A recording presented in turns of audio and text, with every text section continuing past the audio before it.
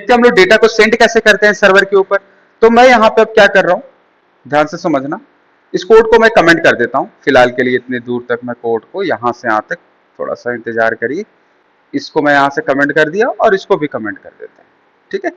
अब देखिए मुझे डेटा पोस्ट करना है, पोस्ट करना है ना, तो डेटा सर्वर पे भेजना है। तो देखिए ये जितना भी इंफॉर्मेशन है ना यार, ये तुम्हें एपीआई देगा।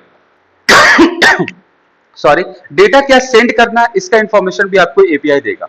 जिसका एपीआई है ना वो बताएगा कि आपको डेटा क्या सेंड करना है, मेथड क्या यूज करना है।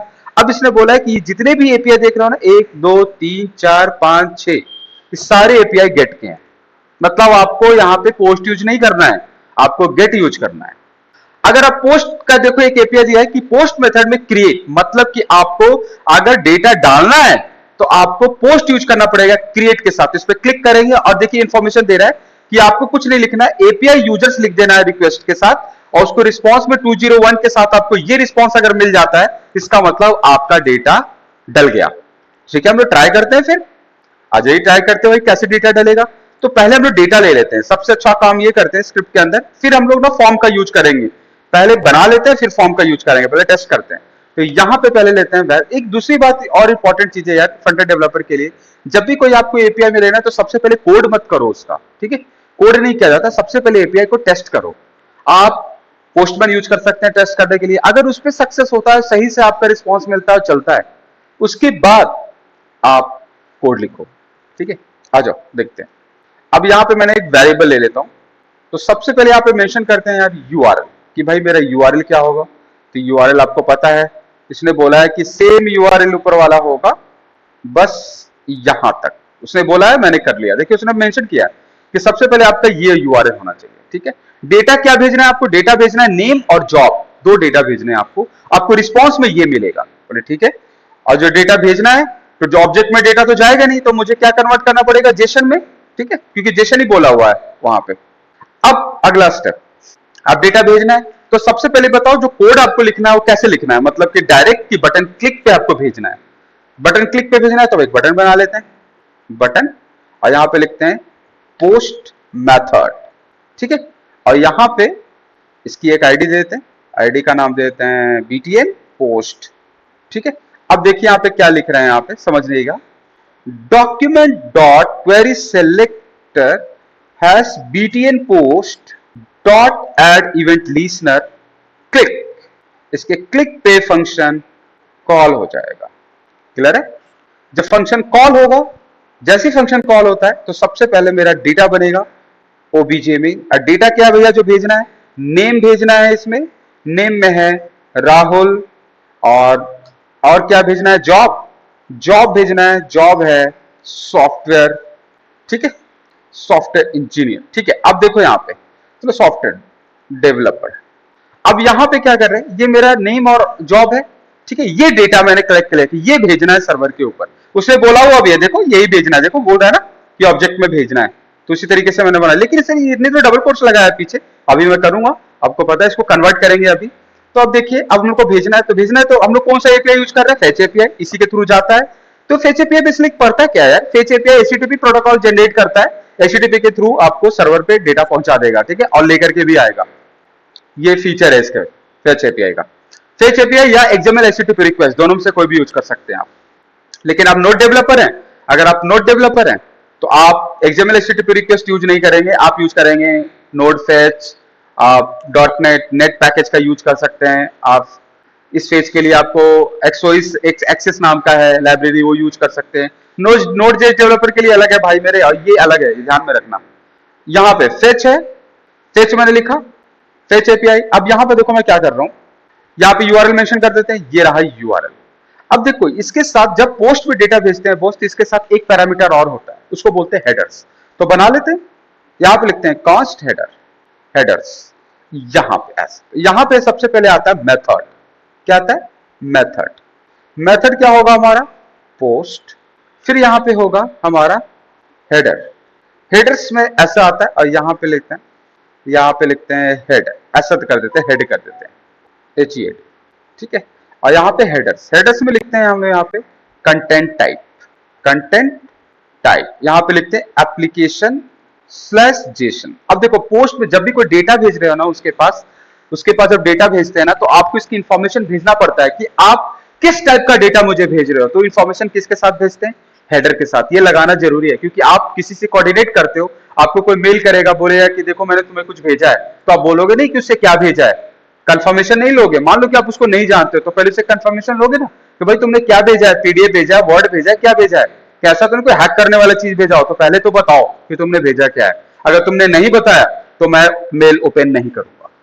तो बिल्कुल यही चीज है कि मैं पोस्ट में डेटा भेज रहा हूं, तो उसको बताना पड़ेगा कि मैं डेटा किस फॉर्मेट में भेज रहा हूं। तो यहां पे मैंने क्या लिखा, कंटेंट है, एप्लीकेशन, जेसन।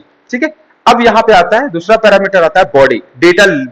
ये सिर्फ पोस्ट के साथ ऐसा आपको करना है, तो यहां पे लिखेंगे जेसन डॉट स्ट्रिंगिफाई, और क्या डेटा, डेटा का नाम क्या जो भेजना है, ओबीजे। अब मैंने जेसन में कन्वर्ट करके डेटा भेजा, और इसको हेड पे यहां पे दूसरे पैरामीटर पे सेट कर देना है। ठीक है, समझ में आ रहा है? अब यहां पे क्या लिखना है, promises डॉट रिजॉल्व। अब देखो रिजॉल्व के साथ में लिख रहा हूं इसको, fetch ऐसे। ठीक है, इस तरीके से भी कर सकते हैं, है ना, आप इस तरीके से भी कर सकते हो। देखो मैंने promises डॉट रिजॉल्व का यूज किया। अब दूसरा तरीका, तो ऐसा करते हैं, पहले बेसिक तरीका अपना लेते हैं, उसके बाद तरीका चेंज करेंगे। तो हम लोग लिखते हैं fetch, fetch के अंदर लिखते हैं URL, URL के अंदर लिखते हैं head, अब लिखते हैं डॉट देन में लिखते हैं यहाँ पे फंक्शन res, यहाँ पे लिखते हैं फंक्शन res डॉट जेसन, यहाँ पे लिखते हैं डॉट देन, और यहाँ पे लिखते हैं यहाँ पे रिस्पॉन्स एरो, और यहाँ पे ऐसे, यहाँ पे लिखते हैं कंसोल डॉट लॉग रेस्पॉन्स। अब चेक करते हैं भैया कि ये मुझे डेटा मिलता है या नहीं बटन के क्लिक पे। ठीक है, तो बटन जैसे क्लिक करूंगा मेरा एक डेटा बनेगा, और चेक करते हैं हम लोग कि डेटा ओबीजे के साथ यहाँ पे एरर है, ये सेमीकोलन नहीं आएगा। अब इसको चलाते हैं यहाँ पे, ओपन विथ लाइव सर्वर। ठीक है, पोस्ट मेथड है, चेक करना आपको, यहाँ पे कुछ एरर भी होगा तो पता चल जाएगा। तो हम लोग कंसोल टैब ओपन करके रखते हैं, अभी फिलहाल कोई एरर नहीं है। अब बटन पे क्लिक करेंगे तब पता चलेगा। क्लिक किया, परफेक्ट, देखो डेटा आ गया, मेरा कोड सही चल रहा है। क्रिएटेड एक्ट इतने बजे क्रिएट हुआ, उसकी आईडी 893 है, जॉब है सॉफ्टवेयर डेवलपर, नेम है राहुल, और यही मुझे बोल रहा है वो कि इस टाइप का डेटा आपको रिस्पॉन्स में मिलेगा अगर आपका डेटा सक्सेस होता है। तो अगर कोई फेल होता है, कोई प्रॉब्लम होता है ना बॉस, तो फिर मैं इसको एरर हैंडल करता, इसके बॉक्स को चेक करता, कहां पे प्रॉब्लम है, नेटवर्क में जाता, चेक करता कहीं कोई इश्यू तो नहीं है। इसलिए नेटवर्क में आपको सारी इंफॉर्मेशन मिलता है कि आपके एपीआई के साथ क्या हुआ। देखिए यूजर्स नाम का एपीआई आपने कॉल किया, आपने हेडर्स में क्या सेट किया है, देखो सारी इंफॉर्मेशन मिल रहा है आपको 201 में यहाँ पे मिल रहा है ना। इस तरीके से आपको इंफॉर्मेशन मिल रहा है, देखो एप्लीकेशन जेसन और ये सक्सेस, ये सारे रिपोर्ट मिल रहे हैं आपको। ठीक है, पेलोड में आपने क्या क्या भेजा है, पेलोड, वो पेलोड मतलब वो होता है कि आप क्या भेज रहे हो। ठीक है, प्रीव्यू है मेरा यहाँ पे, रिस्पॉन्स में क्या मिला आपको। ठीक है, ये सारा टाइमिंग वगैरह सारे इसकी इंफॉर्मेशन, तो आप यहाँ पे इसको सारे एपीआई की टेस्टिंग कर सकते हो। जितने भी आपके एपीआई एप्लीकेशन में कॉल होगा ना, उस टाइम पे वो सारा लिस्ट यहाँ पे आपको दिखेगा। ध्यान में रखना, ये डेवलपर के पॉइंट ऑफ व्यू से आप यूज कर सकते हैं, यहाँ से बग्स हैंडल कर सकते हैं, बहुत सारी चीजें। ठीक है, आपका डेटा का ट्रैक भी मिल जाएगा कि आपका डेटा कैसे कैसे फ्लो हो रहा है। ठीक है, तो ये मेरा पोस्ट मेथड है ना। तो पोस्ट मेथड किस लिए यूज करते हैं, जब आपके क्लाइंट से सर्वर पे डेटा भेजना होता है तो आप क्या यूज करते हो, पोस्ट मेथड। ठीक है, समझ में आ रहा है ना, जब क्लाइंट से सर्वर पे डेटा भेजोगे तो आपको यूज करना है पोस्ट मेथड, किसी टाइप का भी डेटा भेजना। लेकिन हाँ एक चीज याद, अगर आप कोई फाइल भेज रहे हो ना बॉस, तो ये चीजें नहीं होगा इसके अंदर। फाइल भेजते समय यहाँ पे आपका कंटेंट टाइप चेंज हो जाएगा। उसके ये इसको पता है इसको क्या बोलते हैं, एप्लीकेशन सेशन को एमआईएमई टाइप, क्या बोलते हैं, एमआईएमई, मल्टीपर्पज इंटरनेट मेल एक्सटेंशन। इसका मतलब होता है कि आप भेजते समय क्या डेटा फॉर्मेट यूज कर रहे हो उस पर डिपेंड करता है। अगर आप कोई फाइल भेजना है तो यहाँ पे यूज होता है मल्टी पार्ट फॉर्म डेटा। ठीक है, तो वहां पे जेसन नहीं होगा, तो वहां पे भेजने का तरीका अलग होगा मेरा। वहां पे हम लोग यहाँ पे स्ट्रिंगिफाई नहीं करेंगे, वहां पे मैं एक ऑब्जेक्ट यूज करूंगा। जब फाइल भेजना होगा तो वहां पे यूज करूंगा form data equal new form data, ये ऑब्जेक्ट का यूज करूंगा जब मुझे कोई फाइल भेजना होगा। ठीक है, याद रखिएगा, ये मैं अगली क्लास में आपको बताऊंगा, आज नहीं। ठीक है, आज मैंने सिर्फ पोस्ट का आपको करवाया है। तो अब एक चीज और, इसमें एक चीज और थोड़ा सा देख लेते हैं। ठीक है, एक चीज और देख लेते हैं कि अभी जो आप डेटा ले रहे हैं यहाँ पे, तो यहाँ पे तो फिक्स डेटा कर दिया, राहुल सॉफ्टवेयर डेवलपर। मान लो कि मेरा इनपुट टाइप बॉक्स होगा, तो इनपुट टाइप बॉक्स बना लो ना, क्या टेंशन है, बॉक्स बनाओ। ये तो मैंने पहले भी बताया, फॉर्म, ये तो मैंने आपको पहले भी बताया। यहाँ पे ले लीजिए इनपुट टाइप टेक्स्ट, नेम ले लो, यहाँ पे नेम है नेम, एक और इनपुट टाइप टेक्स्ट ले लो, आपकी मर्जी है, वो जैसा चाहते हो वैसा कर सकते हैं। नेम इक्वल ईमेल नहीं, जॉब है ना, जॉब है, ठीक है। अब देखो यहाँ पे क्या कर रहे हैं, एक सबमिट बटन भी ले लो भाई, जब इतना कर रहे हो तो इनपुट टाइप सबमिट, सबमिट तो है मेरे पास ना, ये बटन तो है ही मेरे पास। अब आ जाओ चेक करते हैं कैसे जाएगा डेटा, तो यहाँ पे आ जाओ, यहाँ पे ये हटा देंगे, यहाँ पे लिखेंगे दैट, यहाँ पे लिखेंगे name equal document dot query selector, यहाँ पे मेंशन करते हैं यहाँ पे हैश, और यहाँ पे लिखते हैं आईडी, आईडी दे देते हैं, यहाँ पे आईडी है मेरा, यहाँ पे नेम, और यहाँ पे आईडी है मेरा, यहाँ पे जॉब, तो आईडी जॉब का यूज करते हैं यहाँ पे, तो यहाँ पे लिखते हैं नेम डॉट वैल्यू, क्लियर है, और इसी को कॉपी कर लेते हैं यहाँ पे पेस्ट, और यहाँ पे लिखते हैं जॉब, और यहाँ पे लिखते हैं जॉब, ठीक है।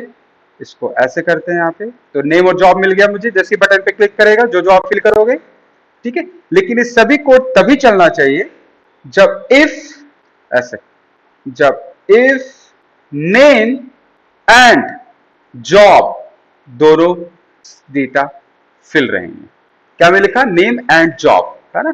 आइए चेक करते हैं, तो यहाँ पे नेम एंड जॉब, अब यहाँ पे बनाएंगे ऑब्जेक्ट, तो cost OBJ equal same object वही आएगा नेम, तो आप इनहेंस कर सकते हैं, कोई प्रॉब्लम नहीं है, नेम और यहाँ पे जॉब को, इसको बोलते हैं ऑब्जेक्ट इनहेंसमेंट। आपको नेम और जॉब ऐसे बनाने की जरूरत नहीं पड़ेगी, आराम से ऐसे हो जाएगा, ठीक है। कॉलन लिखने की जरूरत नहीं है, दूसरा तरीका होता है कॉलन लिख के फिर नेम लिखना। अब चेक करते हैं इसको डेटा कि मेरा डेटा जो फिल कर रहे हैं वो जा रहा है या नहीं, तो देखिए दो फील्ड है मेरे पास, अब यहाँ पे भरते हैं, यहाँ पे डाला मैंने नेम में डाला के, और इसमें डाला जे एल, ठीक है। अब चेक करते हैं, परफेक्ट चला गया, देखिए आ गया ना रिस्पॉन्स में। अब एक को हटाते हैं, यहां से ब्लैंक कर दिया, अब करते हैं, देखो यहाँ रिस्पॉन्स नहीं मिलेगा, क्यों, क्योंकि मैंने यहाँ पे कंडीशन लगा दिया है नेम एंड जॉब दोनों में अगर फिल है, अगर नल नहीं है, अनडिफाइंड नहीं है, तभी चलेगा, क्लियर है ना। आप फिल नहीं करोगे, ब्लैंक, ब्लैंक का मतलब भी फॉल्स होता है, याद रखिएगा, जब मैं कंडीशन चेक करते तो ब्लैंक का मतलब भी फॉल्स होता है। तो इस तरीके से आप डेटा सेंड कर सकते हो, ठीक है। ये पोस्ट मेथड का तरीका है, फिर अगली क्लास में आपको पुट और डिलीट सिखाऊंगा, पुट और डिलीट कैसे करते हैं, लेकिन आज के लिए से पोस्ट।